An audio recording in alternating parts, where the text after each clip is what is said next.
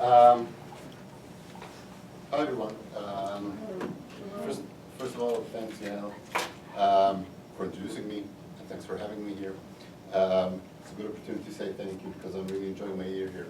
So thanks. Since I think most of you are either in foreign policy class or in MSU 112, I hope that you will find what we're going to talk about today, this evening, because I saw both classes earlier today, have some connection to what we've been talking in class or what we'll talk about this semester. I'm going to talk about what new wars are. Then I'm going to talk about why they are specifically very interesting when you deal with Israel, and then I'll try to explain how the concept of new wars changes Israeli society perception of the Israeli military. I'll talk also about Israel's foreign policy, a bit in the Israeli government, but I'll explain how these kind of wars influence and shape Israeli society today. And then we'll open it to questions, but as most of you know, you can interrupt me anytime you want. Ask questions if something's not clear or whatever questions you have. The idea of this concept of new wars is something that has been talked in scholar researches in the last 20, 30 years, more or less. It has different names. Different scholars call it different names, but I think all of them try to talk about the same thing, more or less. So sometimes it's called new wars, or small wars, or new generation wars, or asymmetric wars. So there are different names, but I think they all try to say more or less the same thing. Now, I don't necessarily agree with all these definitions, and there's no one academic source that I can say, oh, this lists all the components of the new wars. But I'll try to describe, if you take everything that has been written in the last 20, 30 years about these new kinds of wars that the world is experiencing in the last 20, 30 years, I think this is more or less what we're talking about. And you'll find it familiar from anything that you know, from the wars that you know that the US is part of or around the world. And later on I'll speak of how it looks from the Israeli perspective. Because everything that I'm going to say I think is true for almost all the wars that are in the world today, but they're specifically true for when you look at what happened in Israel in the last 20, 30 years. So what are these components of new wars? And I'll say, and I'll explain it while comparing it to what used to be old wars before the last 20, 30 years. So usually old wars were between two countries. When we had a war, two countries were fighting each other. When we look at the world in the last 20, 30 years, at least one of the parties in the fight is not a country. It might be a terror group, a part of that society. Sometimes it's a few countries grouped together in a coalition, but it's almost never two countries fighting each other like we used to know before. Which leads to the second component, which these wars used to be between two armies, two militaries, because each country has its own military, and they used to fight one another when you had a war. Then that was the old wars. In new wars, at least one of the sides is not an official military. It could be a private group, a finance group, a terror group, a private army, a cartel, drug cartel, something, but it's not a conscripted military of one of the countries. Which also means that most of these wars are asymmetric, because you have one side that has a military fully trained, organized, with hierarchy, everything that we know about how militaries operate. And you have one side that doesn't have such a military, just acts differently. So again, one of the sides is usually much stronger than the other side. A third component that is usually listed, I don't completely agree with that, is that in these new wars, at least one of the sides, if not both of them, are financed by another group, which does not necessarily take part in that conflict itself. So you have someone from outside of the conflict zone that actually finances one of the groups in the conflict. The fourth component is that what used to be old wars, they used to take place in a concrete and defined battlefield.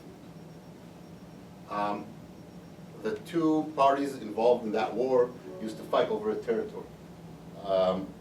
They used to fight over some infrastructure. In order to win, you had to take that territory away, or to take control of that piece of land, water resource, something. But that was what the wars were about. New wars, it's not necessarily the case.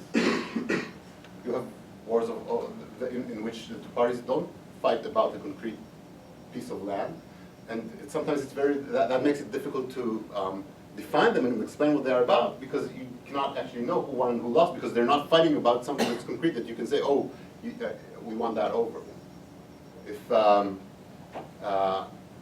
the U.S., maybe we'll talk about this later on, but if the U.S. is in war with ISIS or with Al-Qaeda, does that mean that Al-Qaeda wants a piece of the U.S.?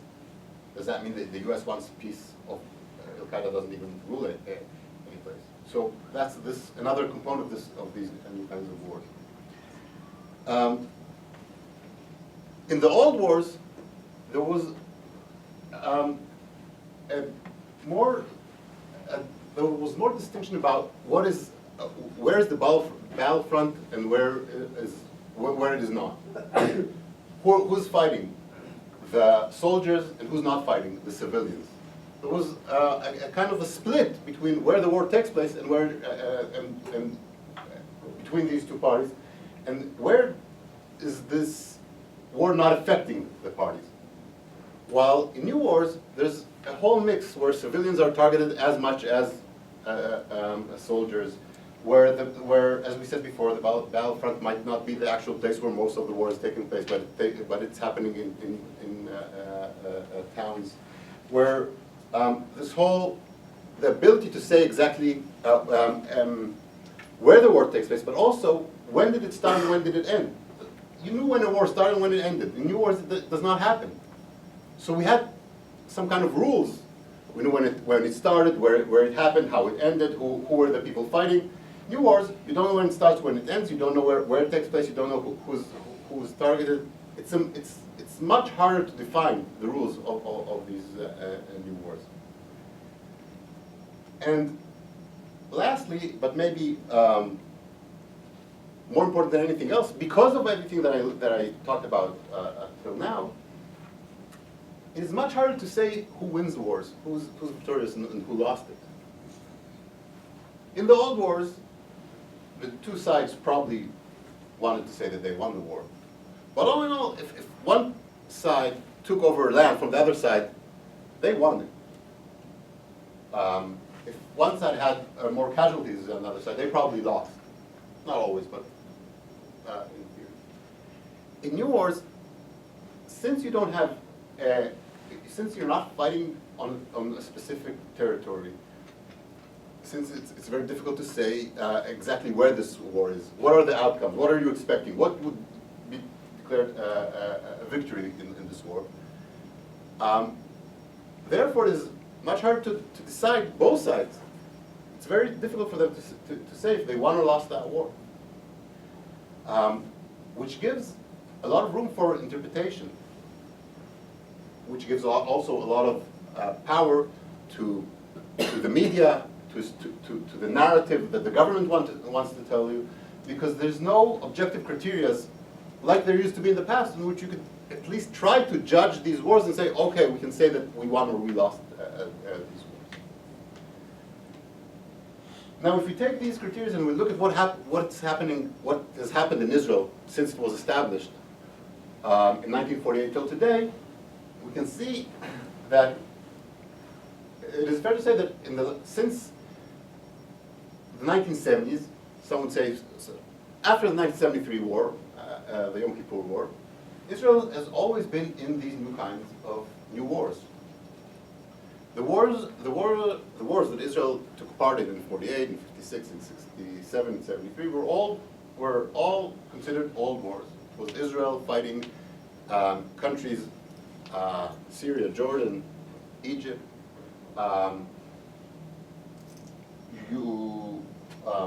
They were always fighting other militaries. It was most of the fighting itself was in the battlefield and not in the civilian in the towns. There were more soldiers killed than civilians. After '82, there were two intifadas, two wars in Lebanon, and about 3 wars in the last 6 years in Gaza. All these wars are kind of new wars. Because Israel is not fighting a military anymore. It's not fighting a country. The two intifadas that Israel had were with the Palestinians in the West Bank and Gaza, which is not a country yet. The 2 wars in Lebanon were against terror groups, PLO at that time, Hezbollah. We can discuss if they're terror groups or not, but it was not a military.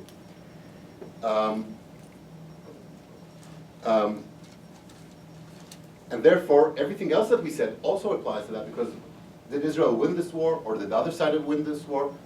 It's very difficult to say. We can say that Israel, even by its own self, by the way Israeli society perceives these wars, Israel has not won a war since 1973, which is also questionable if Israel won a war in 1973. But 1982, 1987, the first Lebanon War, the first Intifada, the second Intifada, the second Lebanon War, all the wars in Gaza, Israel, by the way Israeli society understands it, did not win these wars. Civilians were targeted as much as civilians, if not more. Both sides declared winning these wars. So I think that if you look at Israel's history, it's fair to say that in the first 30 years of Israel's existence, 48 till the late 70s, it was old wars. And since the late 1970s, the beginning of the 1980s till today, it's new wars. And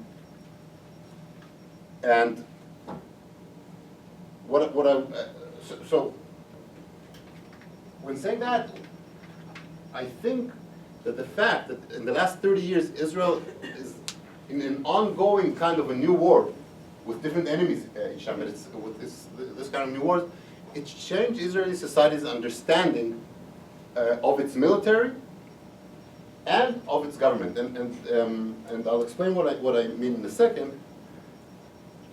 But before going into Israeli society, what I want to claim is that it leads Israeli society to think in a way that is a bit, that doesn't make much sense. And I'll explain why. Israeli society simultaneously understands the idea of new wars. But at the same time, it still looks for the rules of the game of old wars. So it understands that these are cycles of violence that will never end, that it cannot expect a huge victory in the war. It understands that this is something that's ongoing and it's not a one-time thing. It understands that it will be hit, civilians will be hit as much as soldiers. All of that, Israelis understand it probably more than any other society, any other country in the world. But at the same time, Israeli society looks for a clear win and looks for concrete rules, and still looks to its army, to its military, and to its government to provide the solutions that Israeli society was used to in the first 30 years of Israel's existence. So you can ask yourself, how can someone at the same time say, I know that these are ongoing cycles of violence. And I'm also expecting that this will be the last cycle of violence because we'll win this over and we'll, how did Sarah Palin say last night, kick their ass and they'll be out of here. It doesn't make sense that someone would say that. But this is how Israeli society understands these new wars. Understanding it, but still wanting it not to be, that these new rules will not apply to it. And when you look at surveys that are done in Israel, you ask Israel society, do you think that in the coming 10 years, what do you think will happen in the coming 10 years? Nobody can predict anything in Israel. Will the prices of houses go up or down? Who will be the prime minister? Nothing is predictable, besides one thing that the majority of Israelis agree to, and that is there will be at least one more cycle of violence. Surveys show that. That is something that Israelis know. But the same surveys, when you ask the Israelis, they tell you that in the next cycle of violence, we might win. And win it and have such a big victory, such a huge victory, that the Palestinians will not dare to hit us again. Now these two things, they don't work together, because they say the opposite. It's opposite ideas, understanding that there's going to be more cycles and then saying, well, no, but this time we can win. It would be easy to say it's a kind of Israeli society has a kind of schizophrenia. Or not schizophrenia, it's like a distinction between the mind and the heart. We understand the concept of new wars, but we really wish that we had the old wars in which we can actually win. But I think it's more than that. It's not only a question of what you understand and think and what you wish for, because in a way I think it's Israeli society at the same time thinks both of these. Yeah, maybe we can win, and yeah, maybe, and these are ongoing cycles. And I'll give you one example of that happened in Israel in the summer of 2014, about a year and a half ago. In this about a year and a half ago, summer of 2014, there was another war between Israel and the Palestinians in Gaza. This war was about 50 days. It took about 50 days. It started in July 7th and ended in August 27th. By the way, I'm going to give you the way Israeli society thinks of it, and this is the Israeli narrative. Because part of conflicts is that you cannot agree upon almost anything. If you ask the Palestinians, they have different dates of this war. Israel thinks that the war started in July 7th when there were rockets fired from Gaza. The Palestinians think that the war started a few days before that when Israel went into the West Bank and were very violent. Yes, Israel says, well, that was because the Palestinians kidnapped 3 Israeli teenagers a few days before that. And the Palestinians said that's because you did something before that. So even agreeing upon the dates, that's part of new wars, something that is very problematic. But if you look from the Israeli perspective, the Israeli narrative, and it's not that I'm saying that I agree with that narrative, but I just want to tell you how it looked in Israeli society. There was a war that took place for 50 days. Another small thing that I want to tell you, Israel never calls this wars. It's called operations. You know why? Any guess? Why would Israel call it an operation, not a war? Yeah. Does it sort of excuse them from like agreed upon international rules about engagement in wars from like the UN and such? Okay. Other suggestions? Yeah. Well, it doesn't fit with their idea of what a war should be if they're thinking about it in the old war and what happened doesn't. Great. So first of all, if you call it a war, you must win it. If it's only an operation, didn't win, okay. It's manageable. We can accept that. What else? I think the IDF is highly strategic. Mm-hmm. An operation makes them focus on the procedure. Yeah, but 50 days, it's not a procedure. It takes 50 days. Yeah? We can also say that they're always at war. Always a what? They're always at war, so it's just. At war? Yes. Okay. So I think the two main reasons is one, if you call it a war, you have to win. If you call it an operation, didn't win, not that bad. But second thing is, calling it a war has economic aspects to it. When you have a war, the government has to compensate businesses that were hurt from the war differently if it was only an operation. So wars have different, the way you compensate society for having a war is different from if it's only an operation. That's why even if it took 50 days, which is more than a lot of wars that Israel had, real wars, Israel calls it an operation. But that was just a side note. When you look at what happened there, and I looked at the newspapers that covered this war, I looked at newspapers, I looked at two Israeli newspapers. The reason for doing that is not because I was interested in newspapers by themselves. Newspapers are a good reflection of society. They tell you what society thinks. They also influence how society thinks. And journalists that cover wars, that deal with these wars, are more knowledgeable than the person on the street. So if they also report about it as a kind of new war and old war at the same time, it's reasonable to think that this is how society and overall thinks. And when I looked at it, I saw three main things. One is, Israeli society completely understands the idea of new wars. So, in all these reports throughout these 50 days, Israeli reporters, Israeli journalists did not say the words new wars because it's very academic. You tell Israeli society we're in a new war, they'll kill you just for saying you're in a new war. It doesn't mean anything. But the wording that they used in order to describe this war, in order to tell the story of this war, has everything to do with new wars. It was called cycles. It was talked in the frame of the two wars that were held before in Gaza, and it was talked about the war that is about to happen in Lebanon. This was how it was described in Israeli newspapers. So it was all about understanding the idea of new wars, about the inability to win. That was part of the discussion. The question is only how much we can achieve in this war, but we won't really win over the Hamas. So that was the whole way that they framed it. And that is not surprising because this is actually what it was.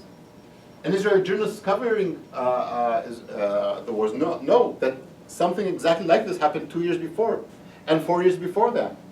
And so, and the way they framed it is, we know it's going to happen in the future again. So that was not surprising. The second thing that I found was that, and those of you, I don't know how many of you remember this or followed it when it was happening. One thing that was very evident in this war is that the way Israeli society understood it from day one is that this is a very short, again, not a war but an operation that is about to end any day. And we see two things happening there. One is a call for a concrete end to the war by finding a tiebreaker, a complete victory over the Palestinians, or a kind of a wish to have a ceasefire. Now, those of you who remember what happened there, day after day, and I think there were talks about a ceasefire that is about to be signed between the Israelis and Palestinians. But it never happened. It happened, but it took a lot of time until it happened. So when you look at the newspapers, in the first week of the war, they keep on reporting about the fact that time is running out. This operation will end very shortly, in a day or two, and that a ceasefire is about to be signed. But then, as they are reporting about a ceasefire that's about to be signed, a ceasefire is not signed. And then 2 or 3 days pass, and they once again report about a ceasefire that's about to be signed, and then it is not signed again. Well, they're journalists, they probably know that they should not report about a new ceasefire because that won't happen again. But guess what? They do report about the next ceasefire, and it doesn't happen again. The first time that a ceasefire actually occurred was, I have it somewhere here, I don't remember. Sometimes, about, I don't remember, but about 4 weeks after the war started. And I have it, on August 8th. So after about a month that newspapers tell us about a ceasefire that's about to be signed, one is actually signed. Now, you would think that Israeli society would look at these reporters, at these papers, at the media, as telling them, as to say the least, very not accurate, because they keep on telling us about a ceasefire that's about to be signed, and it is not signed. But Israeli society thought the same, because it looked for the old rules where you are almost about to sign a peace agreement with the other side, and you're actually signing. That was not the case. And Israeli newspapers kept on reporting about this war as it is about to end or has already ended. So on July 15th, I'm going to give you one example. It was called a deluxe war. Why was it called a deluxe war? Because it was 7 days after the war started, 8 days after the war started, and the reporters talked about the ending of it. It didn't end. On August 8th, when there was actually the first ceasefire was signed, the newspaper reported about it as it just ended. The headline was Operation Protective Edge, that is how it was called, summary. That was the big headline of the newspapers. There was no summary. The war continued for another 20 days. But Israeli newspapers, and again, it's only a reflection of Israeli society, could not contain the idea that that there are no rules here. And when you think that a ceasefire has been signed, and you think the war is over, that does not mean anything. Yet, again, the media kept on talking about the same points and couldn't figure out something that they themselves reported about, and that is, it is a new war. And in this new war, you cannot look for these old war scenarios in which you sign something and that's over.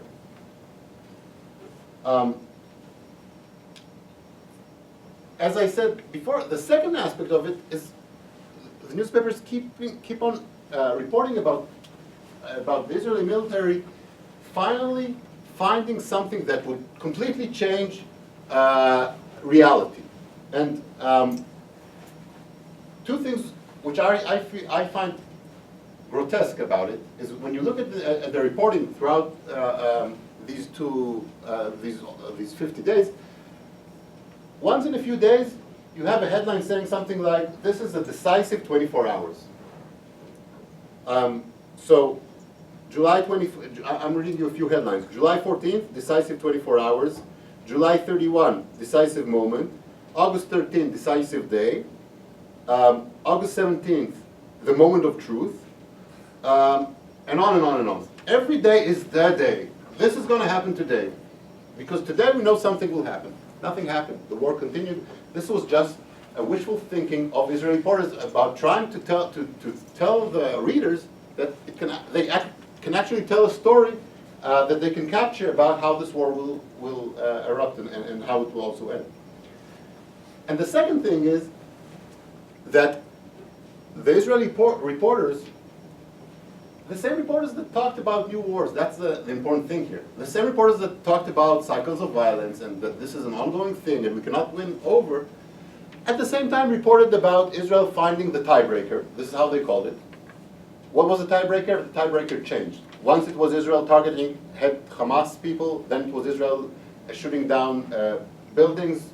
The third time it was being able to destroy the tunnels. It doesn't matter, but a few times throughout these 50 days, Israel has found its tiebreaker. Hamas is suffering from a knockout. Israel won. Now, at the same time, you read the same paper, and you just flip a page, and you have the same reporter talking about, well, this is a cycle of violence that will never end, and then saying, oh, but we found a knockout and a tiebreaker. Now,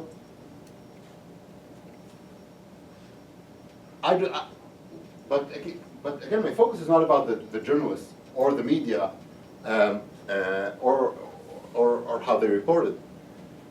They're a reflection of society. And they're a reflection of how it was understood in Israel. And I'll tell you how I know that. It's not them only who make these mistakes. The top negotiators in the world, the Secretary of State of the US, the heads of the UN, everyone came. Everyone thought a ceasefire was about to be signed. It was not signed. When they left the region, they said a ceasefire is about to be signed. But nothing was signed. The head of the Israeli chief of staff in Israel is a military guy. It's not like a chief of staff who's the president. The chief of staff is a person in uniform. 3 weeks before the war ended, he called Israeli citizens. The war happened mostly in the southern part of Israel, and part of the people living in this southern part of Israel left their kibbutzim, their villages, their towns, and went up north in order for the missiles not to hit them. 3 weeks before the war ended, the chief of staff of Israel told the civilians, "Go back to your homes. The war's over." The war continued for 3 more weeks. So it's not the journalist's mistake. The chief of staff, the Israeli chief of staff made the mistake. The top negotiators of the world made this mistake. The Israeli government made these mistakes. It is a kind of inability of the Israeli society. But again,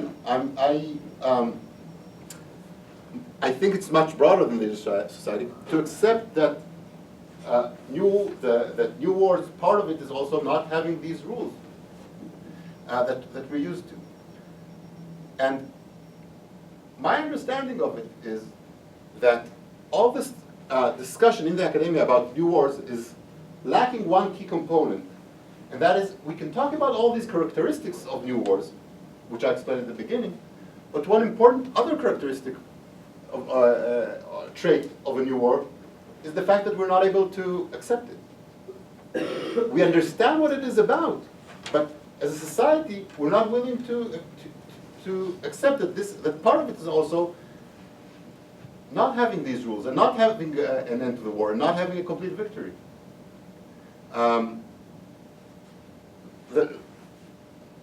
It's the wish of Israel to destroy all the terrorists. Part of a new war is the fact that you will never do so, but you're not able to accept it.